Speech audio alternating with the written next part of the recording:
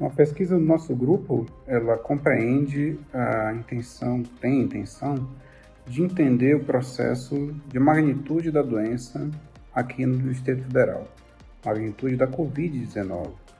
E, ao mesmo tempo, que também é super estratégico e importante para tomar decisão, para apoiar a tomar decisão de gestores, é a realização de estudos que incluam a validação de testes na sua vida real, ou seja, na ponta do serviço, nas unidades de saúde, onde de fato as pessoas procuram os serviços de saúde. Então, eu vou separar aqui a pesquisa, digamos assim, em duas grandes linhas de pesquisa. Uma onde nós estamos estudando a magnitude da doença, então nós fizemos um inquérito, uma região da estrutural, região administrativa da estrutural, fizemos um inquérito indo casa a casa, sorteando as pessoas nas casas, em São Sebastião. Fizemos um outro inquérito, um estudo de prevalência praticamente, na população privada de liberdade, do Complexo Penitenciário de Papuda.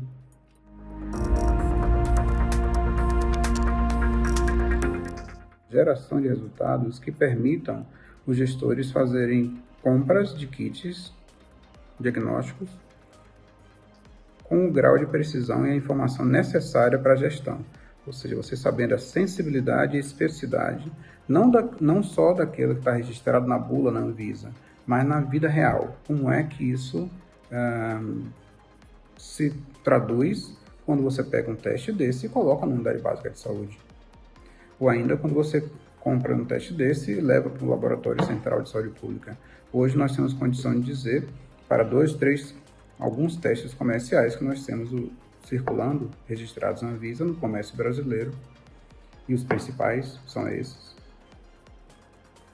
Qual a acurácia desse teste? Ou seja, o quão ele detecta realmente anticorpos, se for o teste sorológico, é aquele que tira o sangue do braço, para a detecção da Covid-19, ou ainda, quanto esses testes conseguem descartar aqueles que não têm história de ter tido contato com o vírus.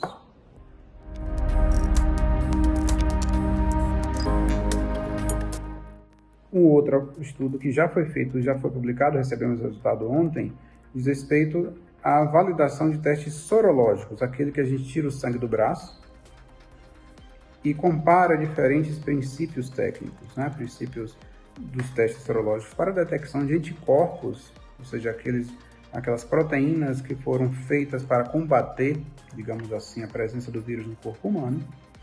E nós testamos um teste reconhecidamente muito bom, a quimiluminescência, e comparamos esse teste, aquele laboratório, conduzido dentro do laboratório, com aquele teste rápido, aquele teste que a gente botava a gotinha do sangue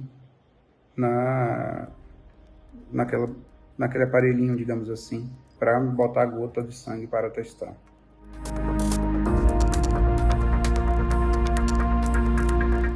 Temos uma fase contínua dentro da estrutural de monitoramento de novos casos, onde nós, portanto, separamos nesse primeiro grande área do estudo da magnitude da doença, um aspecto relacionado à prevalência em diferentes populações e também de incidência, ou seja, a ocorrência de casos novos em determinada comunidade, para a gente perceber o fluxo dessa doença e da emergência, inclusive, de, infelizmente, novas variantes, porque isso não tinha sido pensado lá no desenho do estudo, E com isso a gente consegue perceber se o teste utilizado teve alguma alteração do seu comportamento, do seu uso, durante a dinâmica de transmissão da doença, quase que ao longo desses 2 anos aqui no Distrito Federal. Então, o outro braço da pesquisa diz respeito ao estudo de validação, inclui a perspectiva da gente testar, e nós testamos, os principais 2 princípios de testes utilizados para o diagnóstico da Covid-19. Um outro componente desse mesmo projeto, e aí é essencial para o nosso entendimento e também para a proteção dos profissionais de saúde, é a dinâmica de monitoramento de profissionais de saúde que estão trabalhando na atenção primária, principalmente, na unidade básica de saúde, onde nós estamos acompanhando, já tem aí meses, acompanhando a dinâmica da doença e também a dinâmica de proteção das vacinas ofertadas para esses profissionais, onde nós podemos visualizar e saber e quantificar quantas pessoas tomaram vacina, quantas não tomaram, destas, quantas aceitaram fazer testes de monitoramento da sua saúde. Desse percentual, quantos desses evoluíram para a doença, ou seja, adoeceram ao longo do seu dia a dia no trabalho, dentro da unidade de saúde. A gente conseguiu acompanhar essa população durante bastante tempo.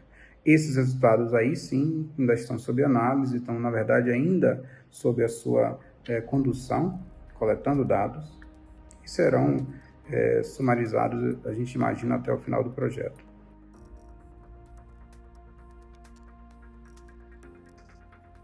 Em relação à sua pergunta sobre uso ou não uso de máscaras, essa de fato não foi uma pergunta de pesquisa delineada.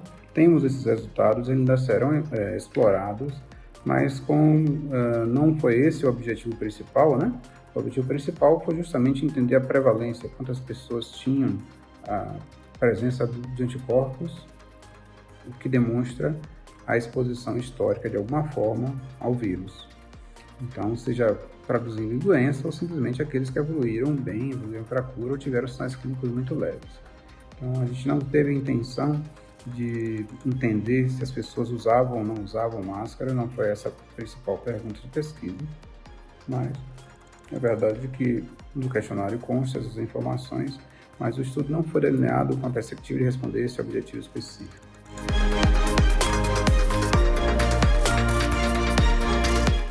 E os resultados desse trabalho, como um todo, já estão saindo, estão sendo enviados para as revistas científicas e os relatórios que foram enviados há pouco tempo para a Finatec e para a FAP.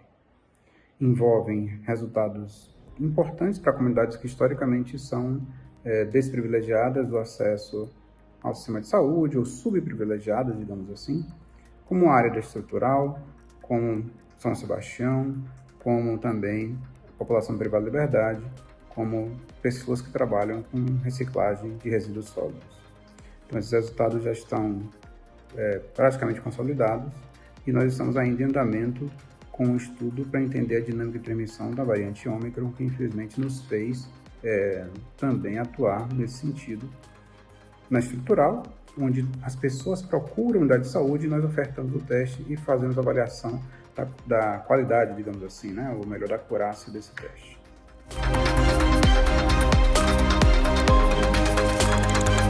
A Finatec foi a fundação selecionada pela FAP para poder gerenciar esses projetos. Aí não nos cabe muito fazer essa avaliação no sentido de ser uma escolha da Fundação de Apoio à Pesquisa do DF, e nós, naturalmente, temos que apoiar e acreditar que a Finatec está fazendo o seu papel. E nesse sentido, entender que existem trâmites administrativos internos à Finatec que, num momento de emergência de saúde pública, ela tem que refletir a velocidade da doença. Então, se a velocidade da doença pressupõe que os prazos e os tempos têm que ser muito rápidos, ela tem que estar preparada para responder à magnitude e à necessidade da velocidade de uma doença, de uma emergência como essa, que muda a cada tempo e muda muito rápido. Então, o aparato administrativo, legal, tem que estar pronto para responder à necessidade de projetos de pesquisa como o nosso, como de vários outros, quando se trata de uma emergência de saúde pública internacional.